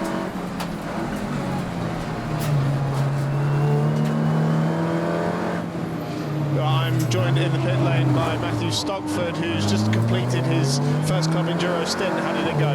Yeah, it was brilliant. Really enjoyed it. Glad the track was dry. It was pretty busy out there, but incident-free, and I think we moved from 21st to 13th, so can't grumble with that. And you shared with me some of your ambitions. You get your signatures for your licence. What are you hoping to end up in? Hopefully we'll be doing Brit Car by the end of this season, but we'll do a full season of Club Enduro because it's great racing. It's really close. That's great to hear, and it's been so competitive just today. Already works really well for the season. Can you give us a little bit of insight into what adaptations have had to be made to the car for you to drive it? Yeah, I've got a push-pull accelerator and brake with an upshift on the top of the accelerator, and then downshift is a flappy paddle on the left-hand side. So yeah, it's all hand operated, so it can get quite busy in there. But yeah, it's all good. It works very efficiently. It's a DSG gearbox, so that's pretty quick. Yeah, they were telling me a lot of the times you end up one-handed on the wheel, so mad respect. Yes, well, I try not to do that too often, but definitely when I'm braking, which should be in a straight line, then yeah, there's only one hand on the wheel, but yeah, incident-free. All right, awesome. Now, what are you expecting in terms of a result from this race now? I mean, Alan's a very good driver. He's out now. If he can pick up a few more places and end up top 10, that'd be a brilliant result for us. Awesome. Well, thanks for chatting to us, and we wish you all the best. Thank you very much. All right, Ian, Josh, let's go back up to you. Thank you, Chris. It looks like the Browse car is going to be pushed back into the garage and out of the race. You can see that, those of you watching on the live stream. We've got just over half an hour left of this Tekiwa Club Enduro Championship race. Luke Cantley it is that is still fixed out there at the moment and leading the race, but it will be Will Stacey that takes over when he inevitably has to make his pit stop. In Class B, Chris Plaskett's lead is down to 7 seconds back to Scott Parkins. There's a real chase now on in Class B as well as Class A battle. In Class C, Andy Shepherd has taken over the Ginetta Prosthetic and is just 5 seconds ahead of the Honda that they've had the race-long battle with. So all three classes, when you combine the gaps, it doesn't come to much more than 10 seconds. No, very exciting racing indeed. Past the commentary box now goes the race leading car, effectively the race leading car for Stacey, and the car in second, and Dan Sylvester, Mark Bryce in third. So what is between the three of those? Not very much at all, 10 seconds roughly. That is the Scott Parkin car, which is now 8.5 seconds behind Chris Plaskett in fight for the 7th and 8th overall, and also the Class B victory. Slow lap that time from Scott, but he is capable of lapping 7/10 of a second faster than Plaskett. So it's touch and go whether he's going to catch him, I would think, before the end of the race. No battle, isn't it? Between the Area Motorsport Golf, carbonated specification, petrol, diesel, Golf, Darkside, developments. Meanwhile, Nigel Greenswell had an often sunny, and terribly often, had just been lapped by Will Stacey. Worked his way into 9th position with just 6 seconds ahead of Alan James. So there you can see Alan James back into 9th position. So he's looking well on for his target of a top 10 finish. Yep, certainly looks to be. Sure, fantastic result for them. Lex has just gone across the line again. Just work out where on track. There's Luke Cantley right behind us in the box. He's going to make his pit stop anytime soon. He's got 16.5 minutes left in which to make it, but he's going to dive into the pit lane right now. And so I think that will be anybody that has made their stop. That will mean that once everything sort of filters its way through, Will Stacey will be back into the lead of the race proper, if you like. 3.7 seconds ahead of Sylvester, slowly pulling clear. Interestingly, the front-wheel drive cars have been dropping away, haven't they? Will Beach on Baker. Swift stick, and if anything, they lost out a few seconds in that safety car period. The others down a little bit. Terribly significant, I don't think. So, probably it's always been this period where there's a safety car possible. I would imagine it's better to hit early rather than late. Something. There's the Class B leader, Chris Plaskett, on screen now in the 51, so the 91 Golf, with Motorsport mud car. It's the Darkside Diesel Golf that is his challenger. A gap back down to about 7 seconds again between them. I think about 18 seconds wasn't it, beginning of the stint. Half it in probably about half the time. Let's buckle down another of the Class B cars, but behind, see this stops now. The other car, you can see it's shot there, is the 17 Spencer Fortag Civic. Class B cars are going to be well up here as well, aren't they? Now 7 and 8. Yeah.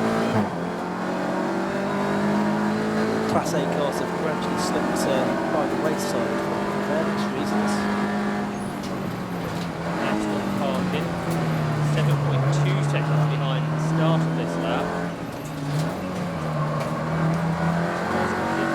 EV on the previous one, is 31.4.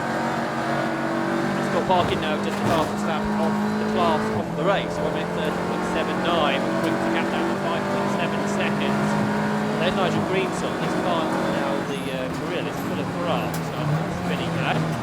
PB joined in 10th place, 5 seconds behind Alan James. Is that the final faster than Alan James?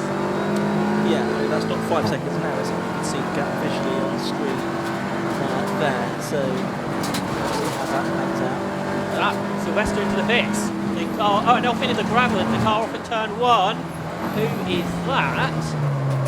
We can't quite see. Chris Webster's Janetta, the Roscoe car, I think. Now driven by Matthew Kidwell. But why Sylvester in the pits? That's the drama to follow. The car that should really be in second place, but it won't be anymore. See, we've had a spin for the Honda Civic. It's all going on. Yeah, it certainly is. It's the... Yeah, it is the Janetta, which was well up in Class B, this car. It was in 3rd position, Matthew Tidmarsh and Chris Webster. So this will promote Ben Short and Ben Hantley's Mazda MX-5 onto a class podium position. The Hantley's back out into the race, but I think Dan Sylvester's still down there in the pit lane, so not sure if we can pick up on that car that's down there. Let's see if we can figure out why it is down there as well. It is parked in at 45 degrees. So it's not getting any kind of penalty, I don't think, or anything like that. It's parked in its regular position in the pit lane. What's that spinning, the multicoloured Safety car. we saw was by Tortaspin grass, but yes, now the safety car is coming out to recover that Janetta. This is with 27 minutes to go. There is the 6th car. Dylan Briggs and Dan Sylvester. Dan Sylvester was at the wheel of the car. They're back, and it's a drive shaft issue. So that brings their chances very much to an end in this race. Looks like they're going to try and get the car back out into the race, but it's obviously not going to be challenging for positions. Team driver out of the car, team working hard on it, Josh. If Luke Handley could have stayed out for a few more minutes, got out from into the pit just as the safety car, or the safety car was coming out, it's a very different complexion to the remainder of this race. But in each of these safety car periods, no one particularly has been advantaged, I don't think. No, 82 car going down the pit lane as well. That's the Ben Williams car. Making another stop, it's been about 3 times, I think, was the race. Nigel Greenson's spin, I think, put him at the lap off the lead. Probably haven't been right to the back of the queue, but ifs and buts, isn't it? That doesn't come to anything at the end of the day. So let's have a rundown on the order as it is on the timer screens at the moment. So it is number 48, Will Stacey, that is in the lead. Now up to second place is number 27, Will Beach. Right, they've got a 5-second penalty there early on. Third now is the number 1 car, that's Rob Baker, having taken over from Clyde Swift. Fourth place is number 51, Luke Handley, but he has a 5-second penalty as well. Fifth place is number 87, Brad Taylor in the DRS3. Sixth place is number 91, Chris Plaskett in the Golf GTI in Class B. Ahead of 7th place number 89, Scott Parker in the Golf TDI. 8th place on the screen at the moment is Dan Silvestri, who will drop down the order. That will promote James Collins and Nigel Green, still car number 40 up to 9th place. Up to 8th place, I should say. To 9th place will go number 78's James to the top 10. This point is car stopping on the back straight at one point. Steve Cheatham, of course, boxed up, but he does have a 15-second penalty now. So Class B is 91% plastic from Heath Nice to parking, and Ben Short and Ben Hansey for Class B.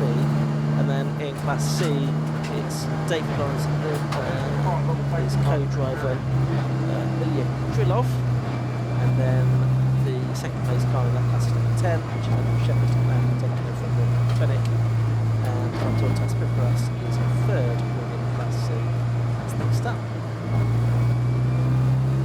And we have further drama for Car 6, which there is going to be, which is the Dan Silvester car. They will have 2 laps added at the end of the race, and that's because of the infringement during their mandatory stop as well. But it's going to be academic now, I think, with that car in what it's. Big story. So in some ways, this helps Will Beach get closer to the lead allows Rob Baker get closer to him, and Mark Price and Will Beach with 5-second penalty. So does that allow Swift to get close enough by the end of the race and gain a position? The other car that we're pleased how this worked out is Scott Parking. He wouldn't have been that far away from being lapped, and if he did, it would say car came out from the between himself last year, he wouldn't have had a chance, would he? But now they're going to be pretty close to one, and after the E-Baps going to be the captain of the restart. While the second wheel's out, let's get down to Chris.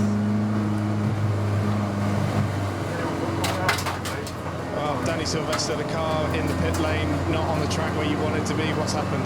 I just come around the last corner there. I think I was in P2 and just bang from the gearbox or drive shaft or something like that. So yeah, something's let go. It's a shame because the car's been really strong all weekend in testing in road sports yesterday as well. And yeah, I think we were on for a good result, but unfortunately had a mechanical failure by the looks. So. Yeah, of course we were running in a very competitive position before that happened, and it's a really strong pace in the road sports yesterday, so it must bode well for the rest of the season. Yeah, for the car, I'm not going to do every round. I'm just filling in for Ryan Parkin. Hello Ryan, this weekend. So yeah, Ryan, the car's got pace, but yeah, it's a shame. Looks like something mechanical let us down, but it's very rare for one of these cars to do that, but sometimes it does happen. So. Now, of course, a YouTube sensation, so is this going to make the channel? It's good for content, listen, at the end of the day. I prefer to be having the car's first trophy though, but yeah, it'll be good for the channel maybe. So.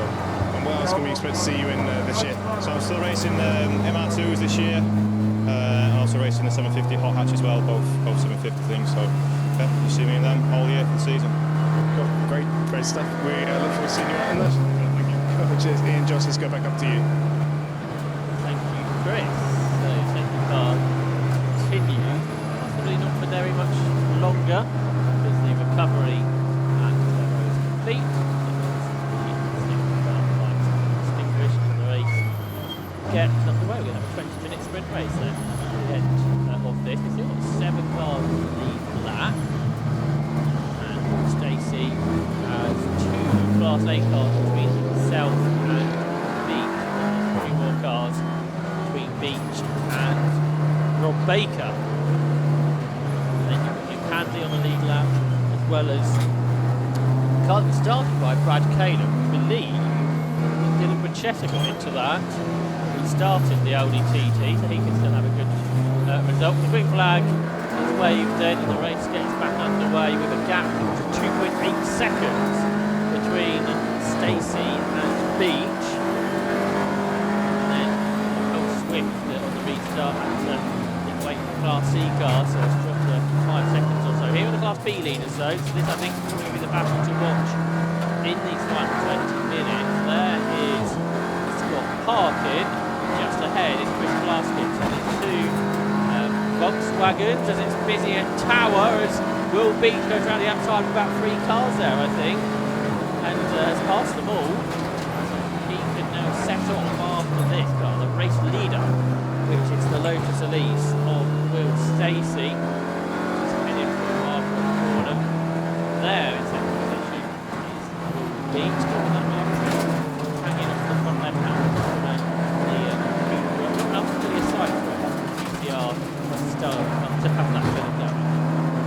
And a reminder, Will Beach not only needs to get past Will Stacey, but he basically needs to pull out a lead of 5 seconds as well. So that's quite a tall hold, because I would say it's been 5 seconds behind the car. Now he's about 3 seconds behind the start of that. So he really needs to make up 10 seconds in the next 20 minutes. It's going to be a big ask against a very talented Will Stacey. There's our Class B lead, with the Class C lead, a bit just behind Scott Parkin then. He works his way here up to the final corner. Class second. Yeah, Class B. exactly. How far behind is he? All that far, I don't think. But it has changed. It has changed. Class leader. Yeah, that's changed unexpectedly on that. Chris Plaskett losing out by a few seconds there. There he is. Now you can just see the previous clips of Scott Parkin having gone through, so we didn't see how that happened. Scott Parkin has gone through to take the class lead, which he's sort of expecting after his qualifying performance this morning. That's that way, hasn't he? Chris Plaskett so much closer. Pits don't work in his favour. Here in the Class C leader, I think in the background.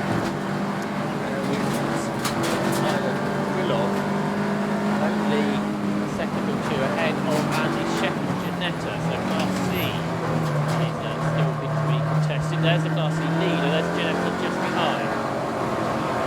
Yeah, that's right. Another of the Class C cars behind that. Spencer Fortak, very experienced driver now. Different categories is Spencer, on the lead. He's gone across the line again. His gap was 4.86 seconds. Will Stacey over Will Beach. Get an update on what that gap is any moment now. 4.14, so it has come down, and Will Beach is just in the car's best lap of the race, 128.26. So he's starting to eat into Will Stacey's lead. Well, he's also trying to do with that penalty, playing a 5 second gap over Rob Baker, so second place. Trying to bound that now. And the car that is second in Class D, in Class C, I should say, the car on screen now, that's going to get a 5 second penalty for trying to make something else. Even one to add to the rowing list.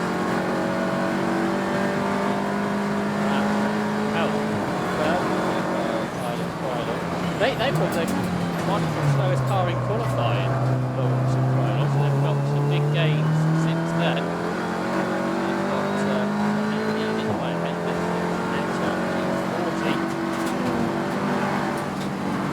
Spencer Fortak has to go ahead on the road of the Ginetta as well. So there is that's been leading out, Scott Parkin, and he's now just about 2.5 seconds up the road from Chris Plaskett. Closing on the road on the Steve Cheatham car, which is actually a lap or so behind. That's the Taylor car, which I think is now in 5th position. Oswick still circulating as well, and he's just a personal best lap of the race, actually 128.53 in that car. So it wasn't that strange period in the middle of the race where he was down on power for some reason. He would certainly have been in contention for the picture, although he has got these 15 seconds of track limit penalties as well. But possibly he may not have incurred those. He's having not been pushing on so much in this second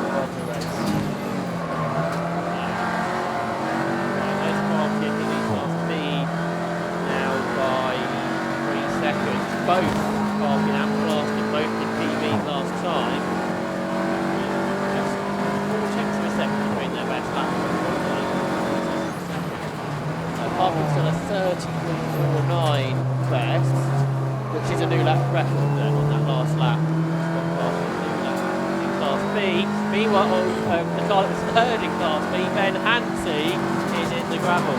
What were the use that Ben Short used to describe Ben Hansey? Safe pair of hands, was it? Off into the gravel trap has gone, I'm afraid. Ben Hansey from the short position. And also, actually, there's 2 cars there because the Michael Downey car is there as well. Who was fourth in Class B, so that's third and fourth in Class B. I think they're the only cars left in the class that are both in the gravel, so the safety car comes out again and will pick up the race leader. It's the 4th time, isn't it, the safety car has been out? Where's the... Oh, yes, sorry, the second place car is right behind. But obviously with that penalty, that's going to bunch them up then. It is. It's going to make life sort of interesting, isn't it? So these 2 cars in the gravel are battling for third in class. Yeah. Are they allowed to rejoin if they get dragged down to the gravel? Don't know. It might be a race to who can argue to get pumped out first. Ben Hansey's getting out of the car, and then he's seen the cavalry arriving. Oh, they've got for each car, so is this a race then? Yeah, third in looks class? like, and now it looks like Michael Downey's going to have to head back to his car. And now I realise it's going to be... so I think there is a lap between. So did Downey go off and then actually... Perhaps they were together on the track, there is a lap between them. Yeah, no, I'll take some kind of debris down there. Different drives over the top of it. Yeah. Yes. So we're probably going to have about 10 minutes to go once the race gets back underway.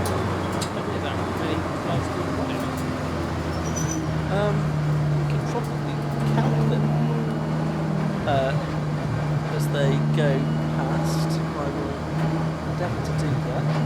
About 15 or something. Right. This is going to make good taste each Georgia. Ben Hansey's car's been dragged out to the gravel. You can see our mentions in it. Pretty standard OX5. Look at it. Much more powerful engine. And when did the Porsche, I think, come out of the gravel? It shouldn't take too long. 17, I think. 17 comes out there. So good. Not just this race, but the weekend. Cars testing that moved through on cars platforms in road sports yesterday that were now withdrawn, and cars platforms in qualifying that then withdrew into the race, and then cars have been withdrawn.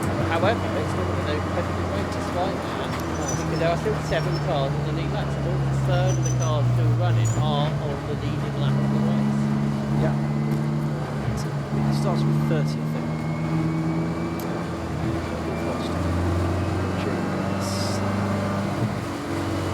Backwards into the that's included Daniel Sarno, Michael Dodd, Charlie Dyke, Dan Roby, Jim Benson, Will Mark Carver, obviously a massive giant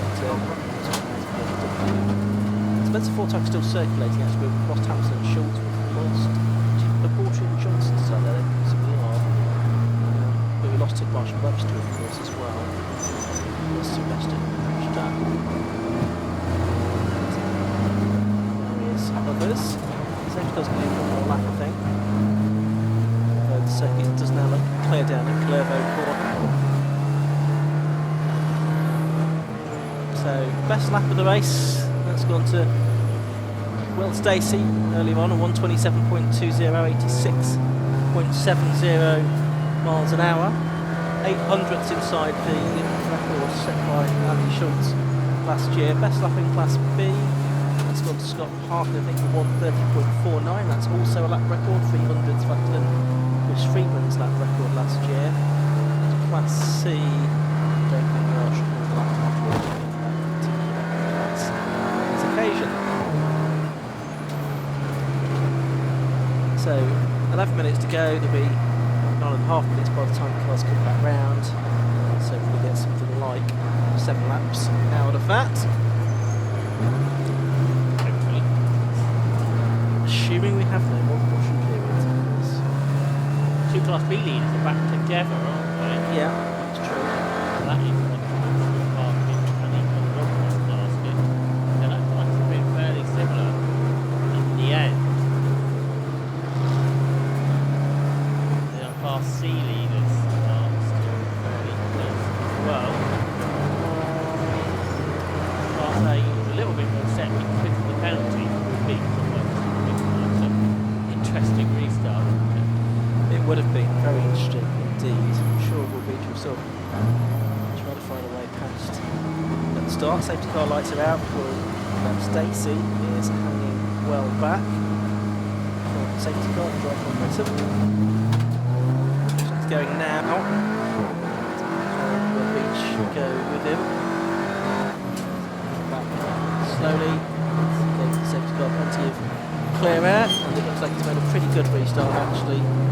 This one, Will Stacey. He's going to be just about 9 3/4 minutes in fact left to go as he comes across the line this time, and with the green flag waving. So gap between first and second, there's about a second between them, 1.17 in fact.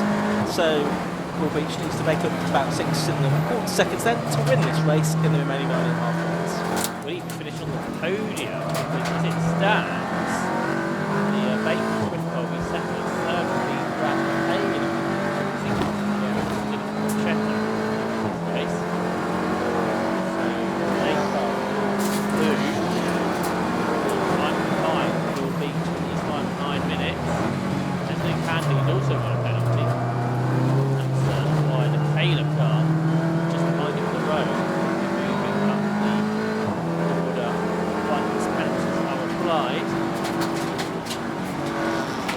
John Wilson gets it. Circuit. John social media website in the next few days.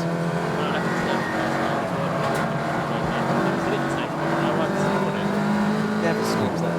So dedicated to these. So there is Chris Plaskett then. He is just behind Scott Parkin, I think. Yes, there's one car between them, in actual fact, that being the number 82 Class A machine. At the end of the lap, gap was 1.17 seconds between Stacey and Beach. In lap 64, it's 1.72 seconds. Although, Will Beach just the best lap of the race for that car, 1:27.92. Stacey still pulled out about 5 or 6 tenths. And he's building a gap, isn't he, to Gold Swift to get 5 seconds and heading in the correct direction as far as Beach is concerned. So that's potential news for our team.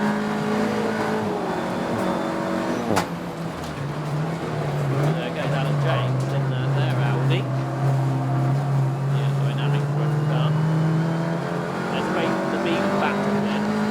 Diesel power, electric power, not by very much. Chris Glasgow hasn't done very much racing, driving for Surrey, and second in the class, only started racing last season. VW GTR prepared by Area Motorsport.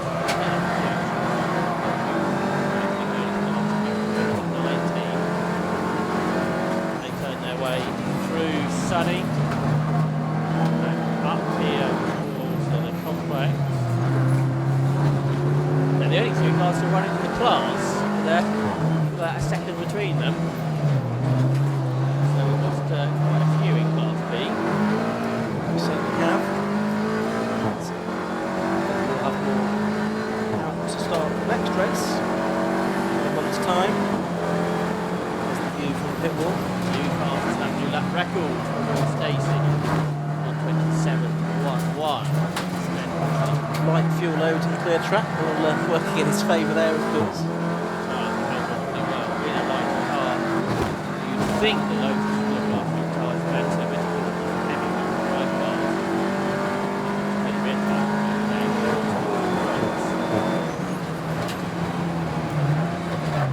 So full drive we're going through shot. got Steve Cheetham. He's in 10th position. A lap down in the Porsche. There's Chris Baskin. 0.5 seconds only behind, so 1.3 seconds behind Scott Parkin now.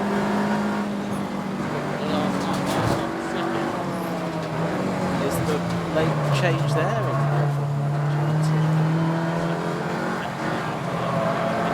Any errors? Right, the end of the track there. That's second to third then, it's 3.7 seconds on the road. It translates to 1.3 seconds after penalties. And Cole Swift hang on within 5 seconds for Beach. That's the B leader then.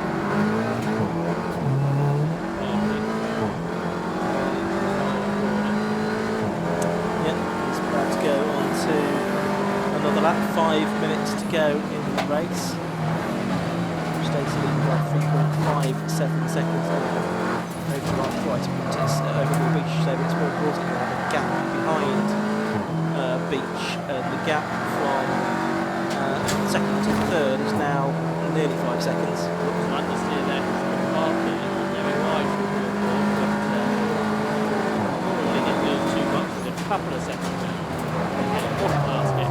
The other thing that Scott Parkin will be aware of is to make sure he doesn't exceed track limits, because that's change back in this race. So he's got to keep it neat and tidy. The gap between them was exactly the exact 2 seconds, I should say, at the start of the just about slightly.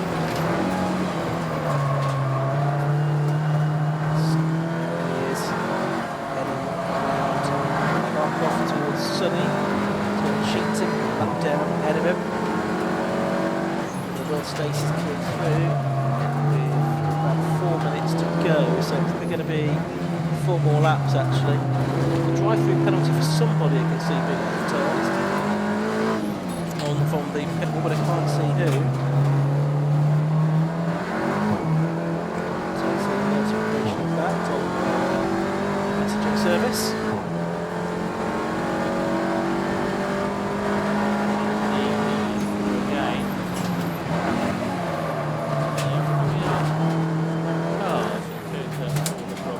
Beach is now more than 5 seconds clear from Baker, as well as that's Vitaltas getting off again. Bucharest, Vitaltas Bucharest. It's an eventful race.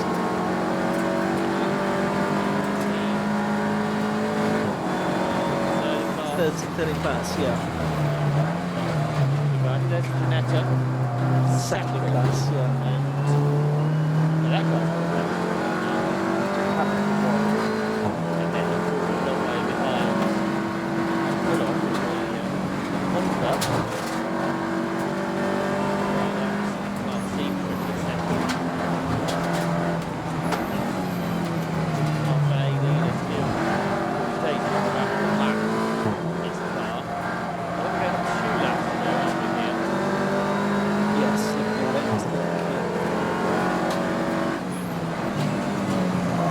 Stacey goes across the line now with 2:26 seconds, 2 laps remaining. Yeah, I guess it's good to know the penalties for, just in case that is going to change the result. Whichever car it is, but it's a penalty within the next 2 laps. That's been added. Post-race penalty.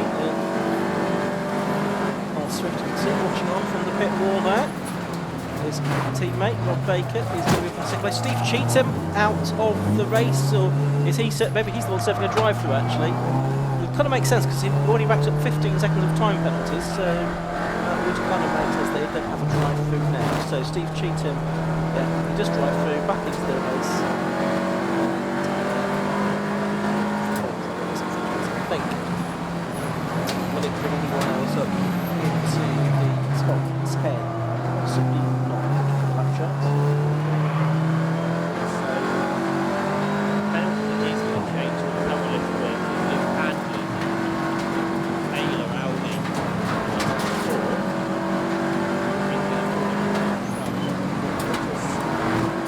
Sayat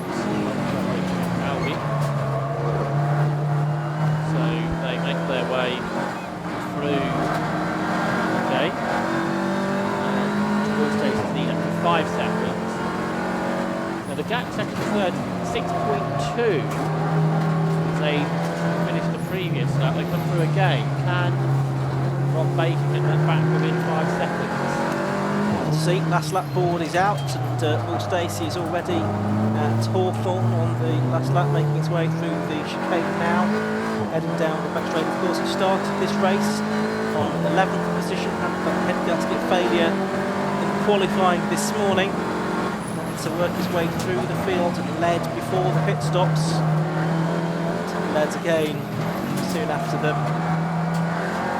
And seems to be a real Croft specialist. He and the car well suited to this layout. It's great to have the variety of machines, you've been saying, Josh, all the way through this race. It's I think it's good for the championship that the Lotus looks like they're going to work. Yeah, it's a bit of champion in class over half Joe Taylor. Years ago, Stacey started his campaign off successfully as a sprint parking, leading Class B after a race of scrap, perhaps in a slightly different way to the Class A leaders, and now the Baker Swift car's got a penalty as well, so that's going to sort out the podium cars. Issue. There's a Class C leader. But meanwhile, the leader is out of the hairpin for the final time and taking the checkered flag to win again at Croft in the Tiguan Club Enduro Championship is Will Stacey. So Will Stacey takes the checkered flag to win. Second place is going to go the way then of number 27, Mark Rice and Will Beach. Third place I think will go the way of number 1, Rob Baker and Carl Swift. And fourth will go the way, actually, of Brad Kaler, because Luke Handley, who's going to be fourth on the road, is going to have a 5-second penalty. He's not going to finish ahead, 5 seconds ahead of the Kaler and Richter Audi. So fourth to the Audi, fifth to the Golf. Here we are with the results then. The winner, number 48, Will Stacey. 70 laps he completed in 2 hours and 27.28 seconds. Second, number 27, Mark Grice and Will Beach in the Cupra. Third, number 1, Rob Baker and Carl Swift in the Golf. Once times are adjusted, fourth will be number 87, Brad Kaler and Dylan Richter in the Audi, and fifth will be number 51, Luke Handley in the Golf.